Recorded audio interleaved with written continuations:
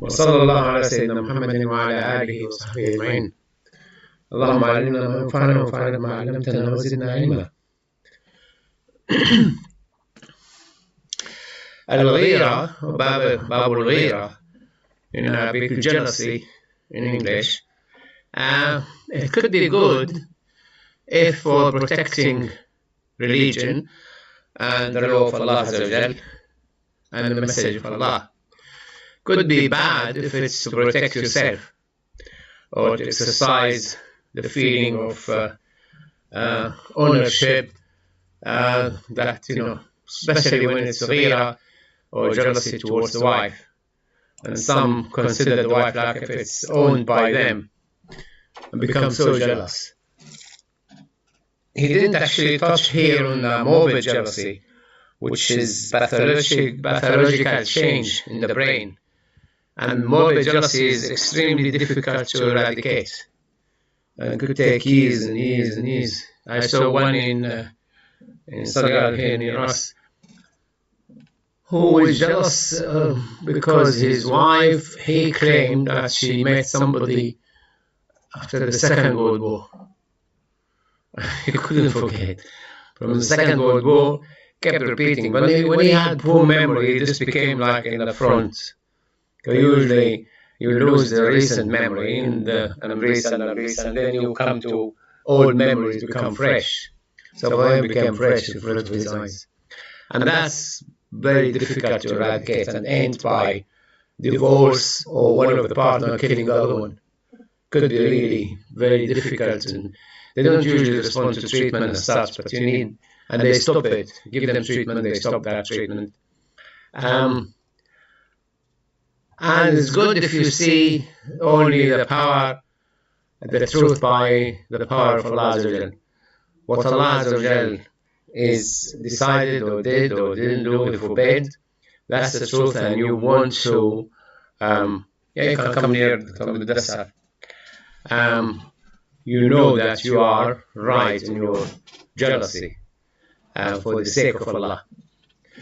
So here Allah says in the Quran, قُلْ إِنَّمَا حَرَّمَ رَبِّي الْفَوَاحِشَ مَا ظَهَرَ مِنْهَا وَمَا بَطَنَ. So Allah hates things people to do or attempt to do, whether it is indecent, whether it's inward or outward. Any forbidden indecency is hated by Allah Azza wa Jal. And the Prophet ﷺ said, and Abdullah ibn Mas'ud, that no one is more jealous than Allah Azza wa Jal. ما أحد أغير من الله تعالى. And ومن غيرته حرم الفواحش ما ظهر منها وما بطن. Because he doesn't want you to believe in him and somebody else. He doesn't want you to believe in him and disobey him, because you're just making, being like belittling Allah or sarcastic towards Allah, or you don't value Allah as you should value him. And he doesn't like it. So he is jealous because you might be taking somebody else as a loved one, or taking somebody else because you've been subjected to, to his power or to his temptations or her temptations, or whether it's secret or open. And he gave the example, the teachers, that when Ibrahim والسلام, when he became too attached to his son, Allah became jealous of that. He said, okay, you have to slaughter him. Until he's about to slaughter him, he said, you succeeded in the test, now we replace him by a sheep. The same when Adam ate from the tree and disobeyed Allah, and that's it. Allah doesn't like to be taken lightly. But Allah says haram, haram, and halal, halal. You are close to Allah, you shouldn't take anything other than Allah. And the Prophet ﷺ said, and Abi Hurairah, inna Allah yaghar. Allah gets jealous, and the believer gets jealous, and the jealousy of Allah that the believing person do what Allah forbidden him for him to do. أن يأتي العبد ما حرم الله عليه. So if you do anything Allah made haram, Allah becomes jealous and He doesn't like it. Allah doesn't change, you change, your behavior might change, you become angry or whatever. No, Allah has law and rules, and that's it. You cross the red line, you could be punished by Allah, or you could lose your status with Allah. And the ghayra, jealousy, by definition, that nobody share the things you like to keep for yourself. And Allah doesn't like that you share anybody with Him as God, or Son of God, or partner. This is why shirk is definitely will lead the person to hellfire. And they give example like, I mean, is jealousy that I translated for ghayra? This is what they used in Risala Qushayriya in English. And ghayra. Ghayr, because ghayra is, in my understanding, is not exactly how you use jealousy in English. It's a different kind of, it's like... Yeah, they use ghayra. Ghayr, instead of your wife, you love somebody else. Ghayruha, different one. Instead of her husband, she loves somebody else. So the husband become and has ghayra. Jealousy, what's the original jealousy in English? What's the verb? Became jealous, but there's no verb, is it? No, it's not like Arabic. No. It's not like Arabic. No. Yeah. Ghayra, jealousy, it's like I have a patient who had morbid jealousy when I was in Wales. And he wouldn't accept that his wife look at anybody else or anybody else look at her. And we told him, we treated him and things, and then his son had a baby, and she went to stay with the son for a couple of days and his wife, and he became so jealous and even drowned himself. Couldn't even cope with somebody else sharing the wife to be in another house. That's morbid jealousy. You don't see it every day, but that's choosing the others than you. Ghayr. Ghayr means someone else. Ghayr. So you choose somebody else or something else. I also feel where Modesta is coming from, because Pakistan. in his thinking, because I mean, to say that Allah becomes jealous feels a bit strange to me, because I can understand that he can be angry, but not be jealous, because jealous sounds a bit strange. Yeah, there's another hadith to make it clear to you. Every day, the earth will say, "Oh Allah, let me swallow the son of Adam, because you feed him and he worships somebody else." And the mountains say, "Let me crush the son of Adam, because you created them and you're sustaining them and they are believing in somebody else." And the wind will say, like the hadith repeat quite a few, and the sea swallow son of Adam, because you're giving him and he's thanking somebody else. It's like if you, you bring to your son, like, a brand new watch or something, and he goes and thanks the neighbor. That will make you really angry. I gave you this, and similar. Ghayra means you ignored him, and he is the giver for someone else. Yeah. Yeah. So here, karahiyat musharakat al-ghayr. It doesn't like the others who have nothing to do with what you've done. You include them in what Allah has given you. So if it comes to a husband and wife, that he is her husband, and why this other lady trying to share him with her. So that's a day-to-day ghira between if a Muslim man was my second wife. Or I told you this joke. If you didn't hear it, perhaps you might hear it again. This man, his wife knew that he's going to marry another lady. And they had the meal on Thursday and slept, and in the morning he got dressed and smart. And where are you going? He said, "I'm going to the mosque to pray Friday." She said, go back, it's Monday now. I put in your food, sleeping tablets for 3 days. So you skip Friday, Saturday, Sunday. If you do it again, next time you wake up will be the hereafter. So never do it again. Ghira. So the ghira, Aisha radiallahu anha, Hafsa made a dish for the guests of the Prophet sallallahu alaihi wasallam. Hafsa was one of them, and she came deliberately, stepped on the dish, spilled all the food. And because she appeared like, she's done a good job for the Prophet ﷺ and his guests, so he said, "Gharat ummukum." Your mother has been jealous from Hafsa. And he said, the penalty, you go and make another dish instead. So she had to go and cook. But this is ghira. One of the ghira of the wives of the Prophet ﷺ, Hafsa and Aisha made a plot against the Prophet ﷺ, because he used to go and have honey with one of his wives. Again, can't remember the name now, Juwayriya or Zainab, one of them.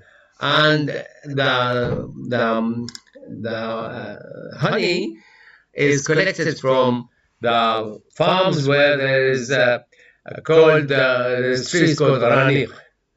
So when he comes to you, you say, "I smell the Raniq from you." And when he comes to me, I would say, "You smell the Raniq." So the boss told him this. So he said, "Okay, I will not eat the honey again from Zainab." And Allah Azza wa Jalla said in the Quran, "Ya ayyuha nabi, lima tuharrim ma ahallallahu lak." Why you make haram what Allah made halal to you? تبتغي مرضات أزواجك, to please your wives. هذا حل الله تحلت أيمانكم. The rest of the surah, Surah Al-Tahrim, until now.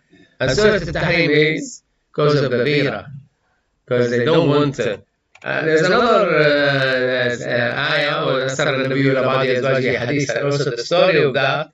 They became jealous from the Prophet ﷺ sleeping with Maria, Qibtiyya. So to get him stopped there, and there's more to the story than that, but part of it is the ghira. So the ghira could be quite troublesome for some of us. If the ghira because of me, you shouldn't do this because I said no. But the ghira for the sake of Allah is this what you need to have. When Allah described by ghira, it doesn't mean that like he's like us have the jealousy, morbid jealousy. They said that he doesn't like anyone to share him being the God, being the Lord, being the provider, being obeyed. So Allah doesn't want us to obey anybody else but Him. If you obey anybody else contrary to what Allah said, that will be shirk, and Allah doesn't like. Allah refuses that Ibrahim loved his son more than what expected. So, okay, go and leave him in this wilderness. He left Ibrahim, Ismail, and Hajar in the middle of nowhere. And his love to Ismail came back to him and said, "Okay, go and slaughter him. That's it. You're not going to be attached to Allah only." Obviously, we are not Anbiya, we're not prophets, and we're not too close to Allah Azza wa Jalla that, Allah asks us to sacrifice to keep Allah the only one in our mind and heart. And Allah Azza wa Jalla said in Surah Al-Saqat, He said, when the ayah, وَإِذَا قُرِئَ الْقُرْآنُ جَعَلْنَا بَيْنَكَ وَبَيْنَ الَّذِينَ لَا يُؤْمِنُونَ بِالْآخِرَةِ حِجَابًا مَسْتُورًا, that hijab al-ghira, Allah Azza wa Jalla doesn't like the kafirin to understand the Quran. So you might be reading the Quran and they have no idea what you're saying. When Al-Walid ibn Mughira went and spoke to the Prophet ﷺ, and the Prophet ﷺ started reading Surah Fussilat to him, and until he reached فَإِن تَوَلَّوْا أَنزَلْتُكُمْ صَاعِقَةً مِثْلَ صَاعِقَةِ عَادٍ وَثَمُودٍ, and he had Ad wa Thamud, and he knew that if they turn their back to Islam, say, I'm warning them that we will have a tornado or a storm like the storm of Ad and Thamud.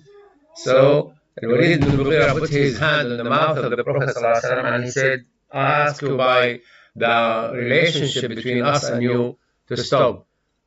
We don't want to be destroyed like Ad and Thamud.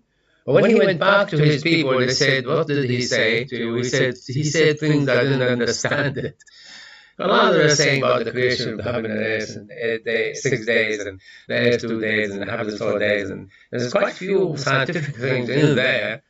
And it's clear for a Muslim for a person who knows Arabic, and they knew Arabic well at that time, but Allah made like a barrier between him and understanding the Quran. Allah doesn't want unbelievers to have directly the meaning of the Quran. Although some of them actually studied the Quran, when we had the interface dialogue, we have Chris Hewer, who was representing the Bishop of Birmingham attending, and he actually knew more hadith and more Quran than many of those Muslims sitting with us. He was a special advisor to the Bishop about Islam and the Muslims.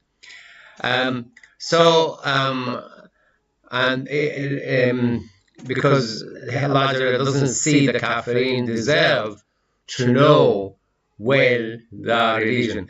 And when I read the books on RE education for GCSE Islam, why Muslims convince their children to become Muslims, or how?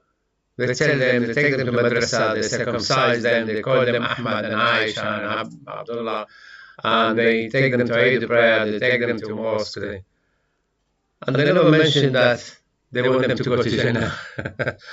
They want them to believe La ilaha illallah Muhammad Rasulullah so they could go to Jannah. That's not at all in their mind. Amazing. That's really surprised me. And I said to my student, I don't want somebody to go and sit the exam and pass GCSE and have A star or 9 now or 10. And he wasn't even examined about the essence of Islam. It's not even in their thinking. And a lot like these examples, they just blocked from understanding the essence of Islam. Why Allah wants us to believe in Him, how the change comes to the heart. And Abu Ali Daqaq said, Allah make these who ignore Allah be really lazy, and they don't worship Allah, so they don't get close to Allah. And Saqimun laysa yu'adu muridun la yuradu. So you think that some people outside they don't want to study Islam? No, that Allah doesn't want them to study Islam because they don't believe in Him. They need to believe in Him, and then Allah might make Islam love to them, or Salah love to them, or even we were talking about Ghusl, love to them. This is why became Tahir.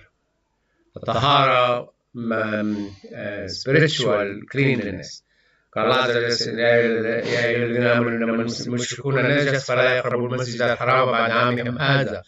or you believe the mushrikeen, the pagans, the idolaters, they are impure, and they shouldn't come near the holy mosque after this year. So this is spiritual impurity. And some of them have more showers than us, have more bath than us, and cleanliness, physical cleanliness is not the only important things. And this Al-Abbas Zaruni said, I started a good start, and I was hoping that I would get to the top of the way to Allah Azza wa Jal. And I saw in my dream that I was just about to get to the top of the mountain. And when I was about to reach the top, I woke up. And then I slept again, and I saw, I heard somebody saying to me, Allah doesn't want you to reach the top you think of. Allah wants you to learn the wisdom. And he said, from that day I became, words of wisdom come out of my mouth quite easy. So Allah might block you from this side to give you that gift. And the Daqaq said,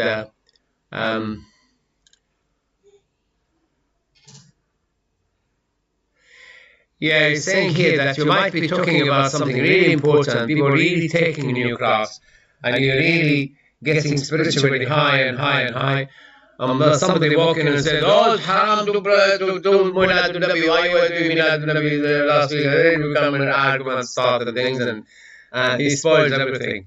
Why? Because Allah Azza wa Jalla is saying, because Allah Azza wa Jalla wants you to not reach the stage that you are so glorifying yourself. I'm really good. That's block you from Allah Azza wa Jalla. You need to get again, try again. So be don't reach the stage when you are really showing off, take you away from Allah Azza wa Jalla. Sheikh Yusuf Jabir said the example of that, like, you might be well off and you will go and buy a brand new car. And you are a good driver, been driving for 15 years, and on the way you hit the car. Why? You're a really good driver, never made an accident before. Because Allah sees that you are attached to the car more than Allah, you forget Him, and Allah gets jealous of that, and then opposite for you come back to Allah. So you say, oh, Allah, make the car work against you. Or you go to the doctors, oh, Allah, make this, safe and things, and so He take you away from being like, I'm really good, I'm always healthy. You will have an illness to go back to Allah. وسئل الشبل متى تستريح قال إذا لم أرى له ذاكرا في غفلة. He said, when do you feel happy? He said, when I don't see somebody mentioning Allah, he's really ignorant. So how is that? That somebody might be doing the adhan. I never thought of the adhan. Allah, I'm thinking about what to buy when you go home, or what to say to the boss, or his mind is totally away. I mean, I test myself sometimes. What did the Imam read in the first rak'ah? Fatiha, yeah, what else? What he did in the second rak'ah? Because, were you there? You were there, but you are miles away. In the second rak'ah, what about the first rak'ah? إن للمتقين مفازة حدائق وعنابة. No, إن للمتقين مفازة حدائق وعنابة وكواعب أترابا وكأسا دهاقا. That's part of the surah. Yeah. So that's for us. But that's that. He said, I will be happy when I see somebody mentioning Allah Azza wa Jalla and he's with it. He's not really mentioning because just somebody asked him to read the. Sometimes ask somebody to read Fatiha or to read Quran, and he reads the Quran. He himself, if you ask him, what did he read? He might not remember. Sometimes we automatically read that. Or sometimes the khutbah, you go from the beginning to the end, not just the Imam talking about. I did many times ask people, what did I talk about? What do you think of my khutbah? What was nice here? What was nice about it? What's that nice? So when like Talha today did the khutbah, and I usually write what the khutbah is about on Facebook, to tempt people to actually listen to the khutbah. We get good people listening. When Abada said the khutbah, I wrote there, what could you say to your elderly mom and dad to force them to go and seek merciful suicide? Dr. Mercy killing or mercy suicide. You push them to want to die. Euthanasia. Yeah, that's the word. Merciful euthanasia. And there's many, I heard it from relatives. I hope Allah take me because the children being horrible to them. Education of children education of most Muslims about caring for the elderly is really poor. I have a lot of projects. I'm thinking about Tuesdays on Saturdays to make a lot of series on how to deal with marital relationship, how to deal with teenagers, how to deal with elderly relatives, how to deal with children. When we did the marriage things, we had good turnout. When we did the one on teenagers, they asked us to do series of them. We need to educate the Muslims, so highlight something too. And here, the Prophet ﷺ, look at how he dealt with it. A man sold a horse to the Prophet ﷺ, a Bedouin. And he went outside and somebody told him, I could have bought it for 40 dinars from you. How much you sold it? 20 or 30 dinars. I would have bought it for you. And he went back to the Prophet ﷺ. He said, I want to cancel the sale. I want to take my horse back. He said, okay, take it. Yeah, take it. He said, where are you from? He was surprised. He thought that he will say, no, I bought it, that deal already, and you left me, whatever. And the Prophet ﷺ, I'm from Quraysh. Obviously, the Prophet should say, I'm Rasulullah. But the Prophet ﷺ didn't want the Arabi to feel how idiot you are. You don't even know who I am. He wanted to cover up for him, make him feel like, yeah, a man from Quraysh bought the camel and gave it back to me. So the Sahaba saw him and they said, Kafaka Shafa'an, that you are really far away from the Prophet. You are deserting, your Prophet, that you don't even know your Prophet. Kafaka Shafa'an, that you don't even know your Prophet. So, but the Prophet ﷺ made him feel, yeah, it's fine, you told me the house, take it back. I took it back. But the behavior here, because of protection, he didn't want to, I am Muslim, how dare you do this? You don't believe me. It wasn't that. The Prophet ﷺ behaved in this way. إنما قال امرؤ من قريش غيرة وإلا كان واجبا أن نتعرف على. So غيرة, he doesn't want this Arabi to appear really so idiot, so stupid that he didn't know even his Prophet sallallahu alaihi wasallam. Are you saying Arabi? Arabi, Bedouin, yeah. And in the Quran, there is two types of Arabi. Arab who studied the Islam and knew the halal and haram and everything. And there is Arab who are, Allah said, in Arabi أشد ونفاقا وأجدر ولا يعلم حدود ما أنزل الله على رسوله ومن الأعراب. Arabi is Arab. Arab, living by the Arab. He's in the boundary. Yeah, he's no madman. I'm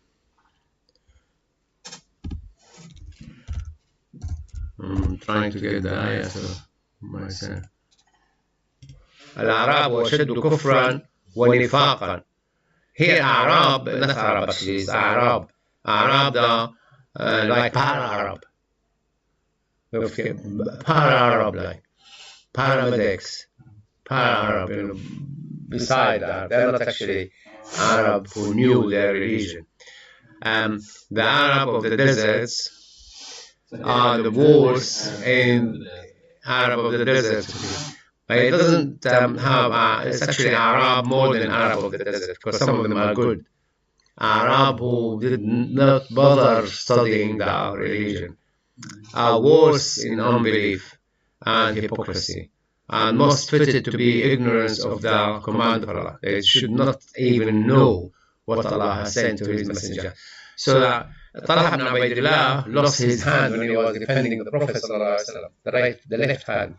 So he was teaching, and when Arabi came, and he said to him, your teaching is beautiful, but your loss of your hand made me doubt. And he said this ayah to him. He said, this is why Allah said, if that Arabi knew Sharia, he would know they cut the right hand, not the left, for the thief. So he was saying indirectly, he must have been a thief. They cut your hand. But he said to him, Allah said, they cut the right hand of the thieves, and then the left foot opposite, and then they come. So, الغيرة من عمل المريدين وأما الحقائق فلا. So when you are on your way to Allah Azza wa Jal, you really don't want people to do anything to anger Allah Azza wa Jal. People who reach the top, they know that's, Allah in charge, and Allah allow things to happen or not happen. And here's why I said there are two types. One of the human, it's my car, it's my wife, it's my husband. The ilahiyya, it's the heart, hate things that are done against the law of Allah Azza wa Jal. You don't say agharu ala Allah, you say agharu lillah. I feel jealous for the sake of Allah. that this is done. Like, you go, sometimes you see people really doing really nasty things. Why they do this? You really, I mean, either expose themselves or drink too much or do, the haram things. And you feel, well, I wish I can't stop them doing that. And he mentioned Ibrahim when Allah asked him to put him in Mecca and then asked him to slaughter Ibrahim. Muhammad ibn Hassan said, when I was in Lebanon, a man came to us and he was like had burns from the sun and the wind. And when he saw me, he ran away. And I followed him and I said, give me a word of advice. He said, be careful, because Allah is jealous. He doesn't want you to seek advice from anybody else than Allah. So Allah doesn't want you to seek help from anybody else but Him. And then Nasabadi said, الحق غيور غيرته لم يجعل إليه طريقا سواه. You can only go to Allah through Allah, what Allah asks you to do.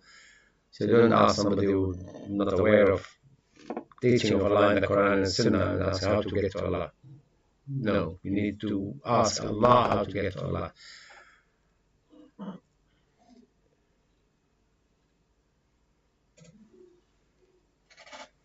And Allah revealed to one of the prophets that so-and-so needed something from me and I need something from him.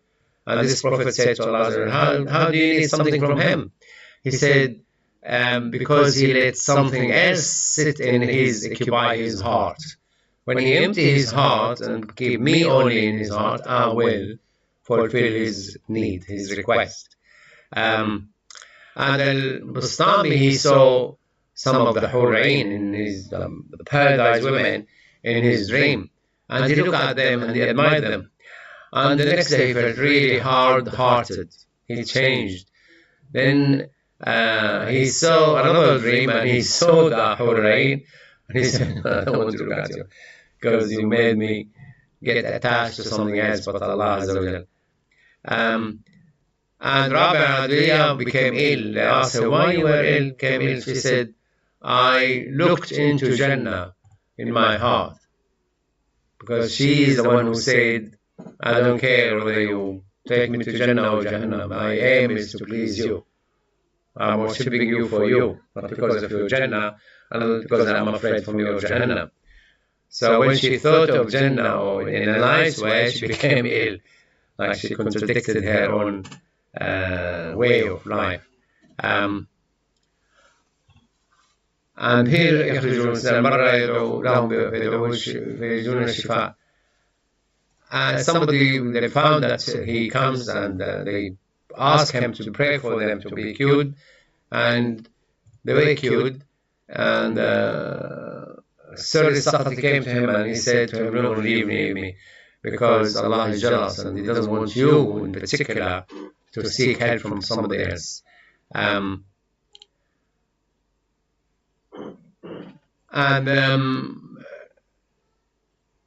When he's talking about the story, when the Arabi, the Bedouin, came to the mosque of the Prophet ﷺ, and he urinated on the side of the mosque, and the Sahaba came very angry with him, he did act strangely, but the Sahaba of the Prophet felt jealous for somebody to, like, put najasa in the mosque of the Prophet ﷺ.